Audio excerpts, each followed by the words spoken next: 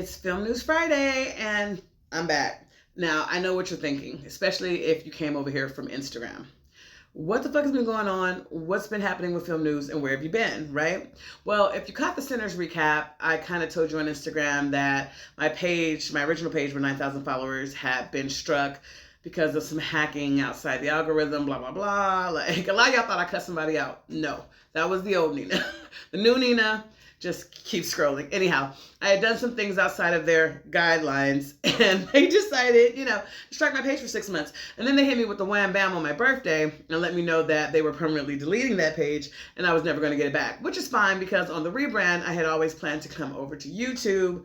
I had been fighting coming over here for whatever reason because I'm just, a little slow, I guess, and a creature of habit. I just did not want to change from filming in portrait to filming in landscape mode. Like that was the issue, but we've got through our idiosyncrasies and issues, and we're here and we're back and we're better than ever. We've got some really great segments. We're going to be doing a longer, fuller show. We've got a Patreon and a lot of great things happening. So if you're a film lover like myself, buckle up because we are going to be going on a wild ride. Now, for my first inaugural YouTube episode, I'm so excited because I am talking about a film that is so near and dear to me.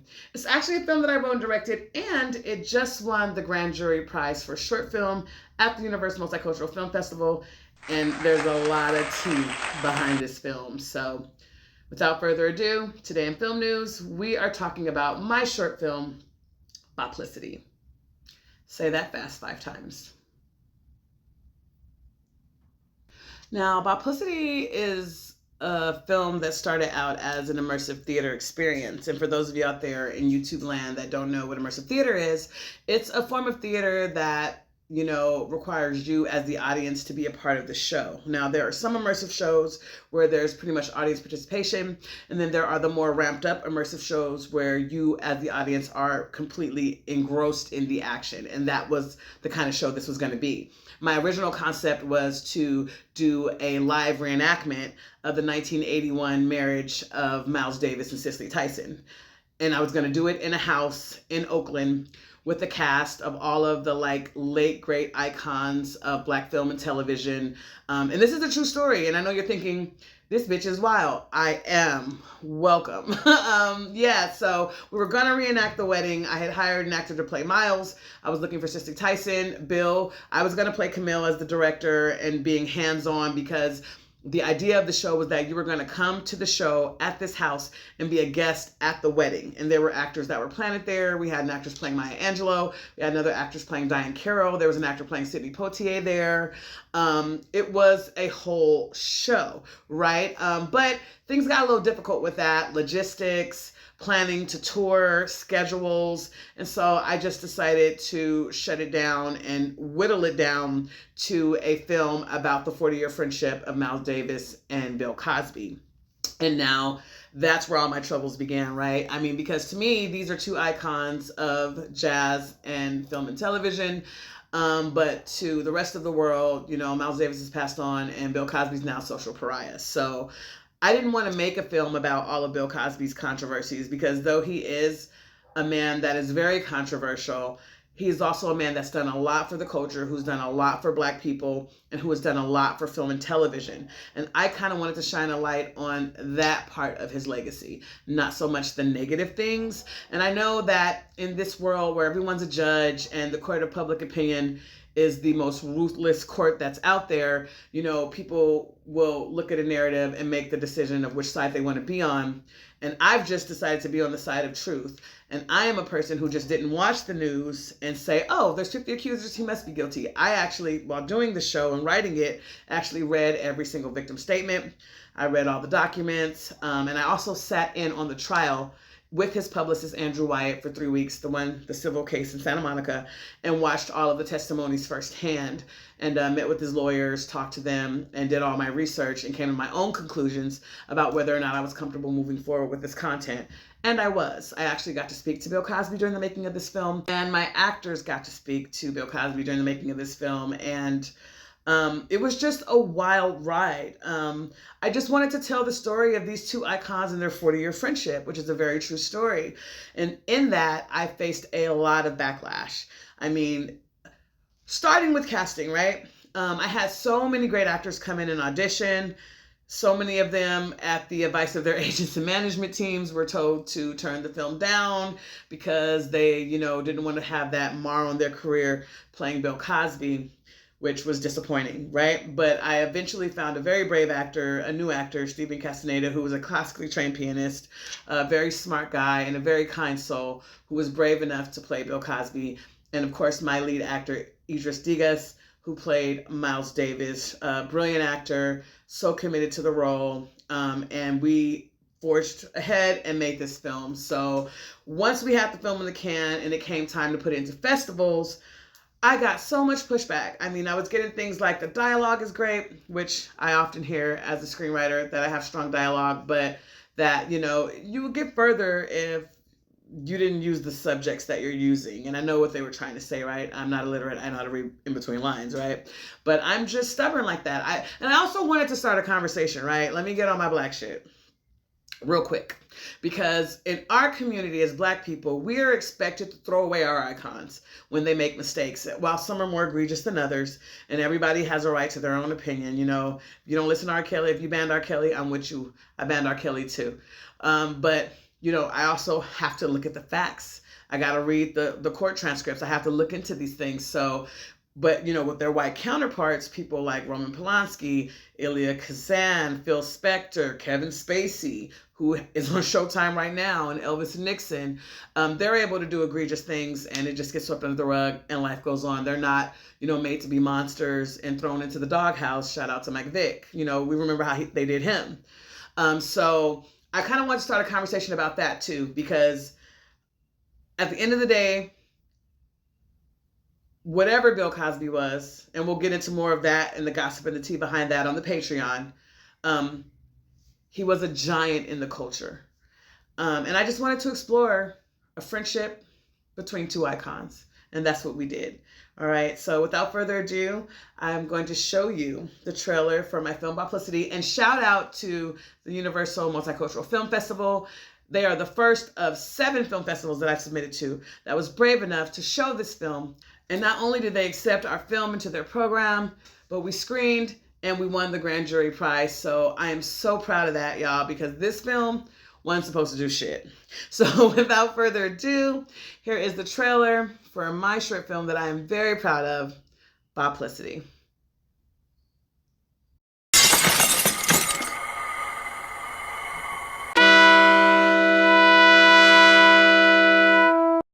Miles Dewey Davis.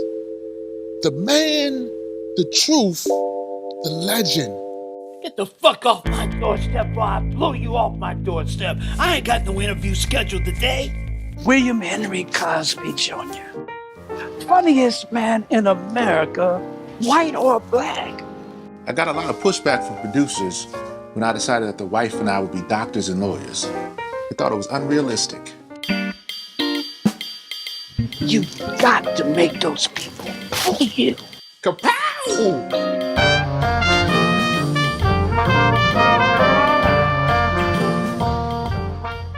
All right, now I told y'all, we're doing something new. And we got segments now. So we're going to get into On This Day. So buckle up. Now, on this day, June 27th, in film and TV history, we had Roger Moore make his debut as James Bond in Live and Let Die. Now, I'm a fan of a good spy film. I've never been a fan of James Bond, which for the same reason that I struggle with Mission Impossible. I'm a huge Tom Cruise fan because he puts his body, soul, and mind on the line to do those stunts. So I can't really compare Mission Impossible to James Bond, but I can compare Mission Impossible to James Bond to Fast and Furious when it becomes this ridiculous extravaganza of stunts, car chases, and things that have no place in reality. Cars don't fly! Cars don't fly! Oh, shit!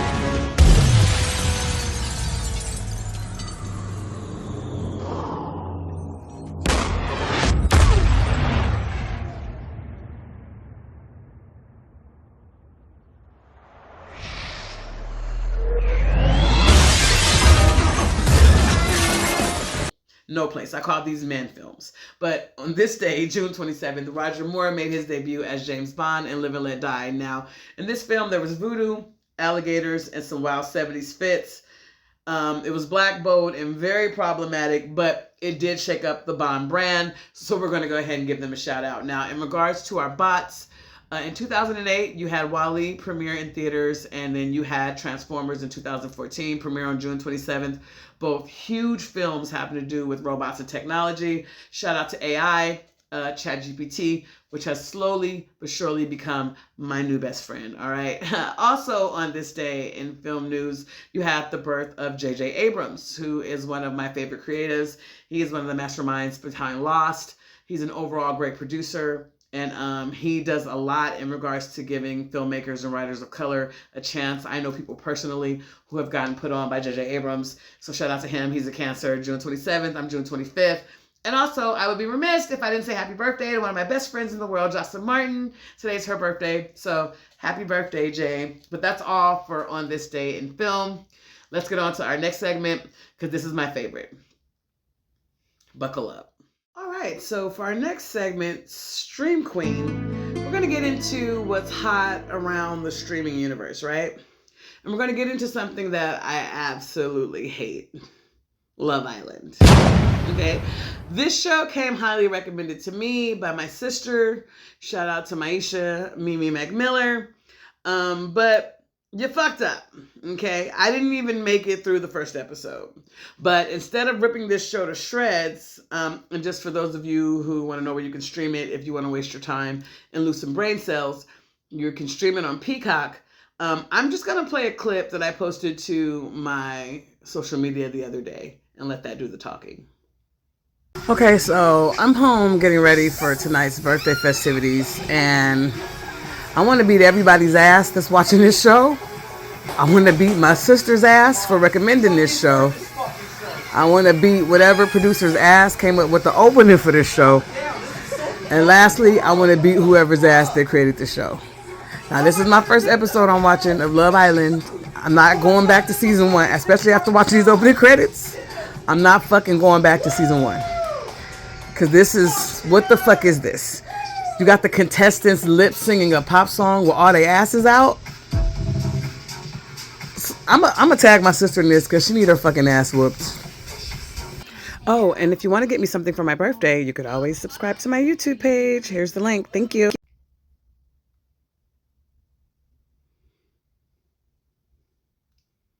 Yeah, so basically you've got soft porn on an island.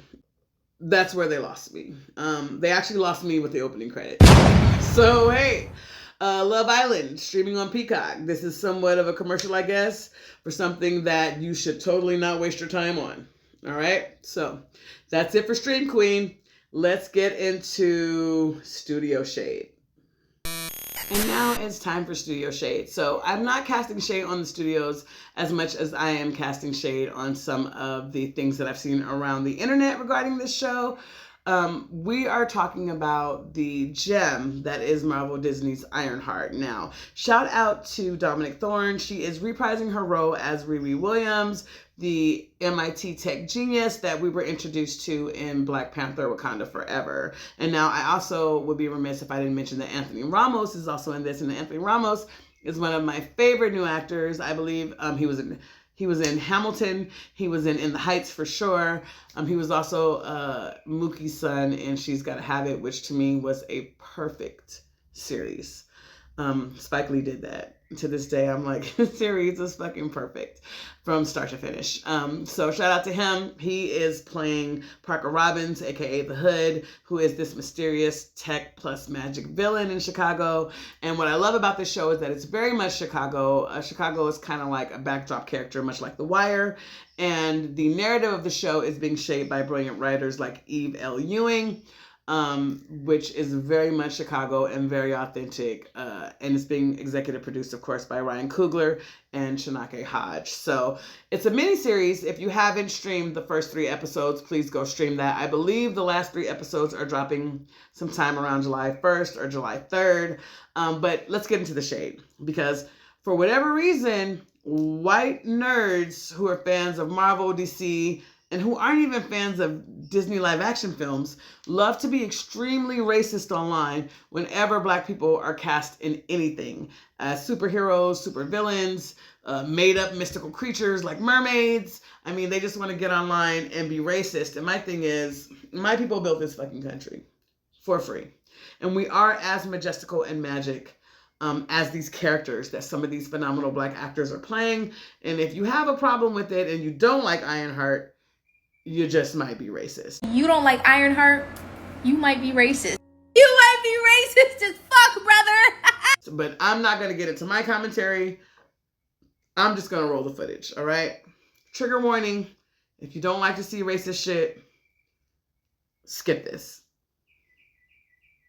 My God, I wonder what this nerd-erotic panel of men and people not of color have to say about a show with a young Black female lead. There has to be some genuine commentary happening here, right? Some thoughtful, nuanced breakdown, right? My stepdad Black girl used to say magic. the best way to know a thing My stepdad, because my real dad is to left take it me. apart. Are they gonna play black music so I know there's a black person starring in it? I don't know if this is a I'm show about black confused. people until I hear hip hop. Yeah, what's going on? I don't know if I'm supposed to like it or not. Yeah. You could tell when she said stepdad that it was going to be about black people. You heard it. You heard what they said. What would her Jarvis be called? Jemima? Jarvisqua. I already said Jarvisqua. Jaquisha? I think Jamichael works good. I'm going with Shanae.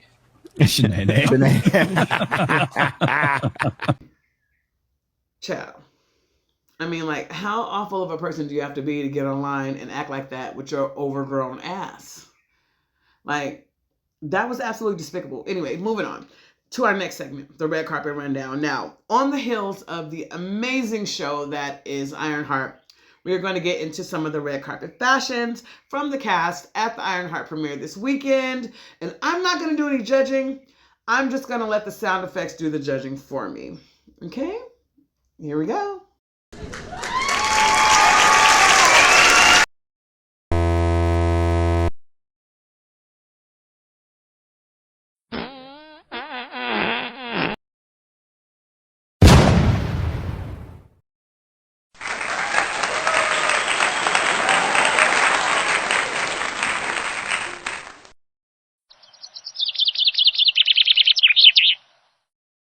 All right, so there were some definite hits and misses there. And I mean, that's the crazy thing about fashion. Like, sometimes you hit, sometimes you miss. But shout out to everybody who hit, especially our girl Dominique Thorne. She understood the assignment and she showed up looking like African regal, up-to-date royalty, okay? Ryan Coogler, always cool, always very masculine, never doing too much, usually in black.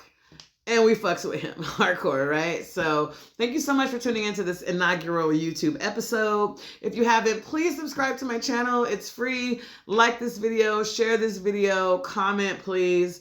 Join the Patreon. We're going to have some extra exclusive stuff over there. And I will be back next week with a film that isn't mine, I promise. But if you are curious and you would like to see the entire Bopicity film, I have added the link in the description. Check it out and come back and let me know what you think about it in the comments. Unless you don't like it. Like, if you don't like it, please keep that shit to yourself, okay? Because I don't need any negativity, okay? I'm just kidding. I want to thank you guys for rocking with me always. I'm so happy to be here on YouTube in this fucking landscape mode, which I don't really find flattering, but, the girls are out, we're doing our thing, all right? Thanks for tuning in, guys, and until next time, this has been Film News You Can Use.